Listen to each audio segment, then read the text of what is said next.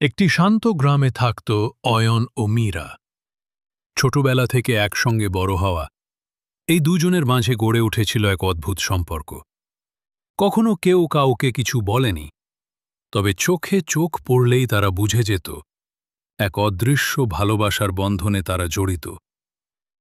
মীরা ছিল চুপচাপ, নরম স্বভাবের, আর অয়ন ছিল হাসি খুশি, সবসময় মীরার পাশে থাকার চেষ্টা করত।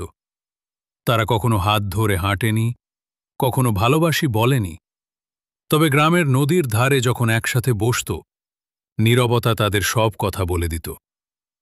একদিন হঠাৎ মীরার বাবা শহরে চাকরি পেয়ে যান। তাকে শহরে চলে যেতে হয়। অয়ন কিছু বলল না, শুধু বলল, মনের যা সত্যি তা দূরত্বেও বদলায় না। বছর কয়েক কেটে যায়, চিঠি, ফোন সবকিছুই থেমে যায়। কিন্তু একদিন গ্রামের সেই পুরনো বাঁশবনে আবার দেখা হয় দুজনের। মীরা বলল, তুই এখনো?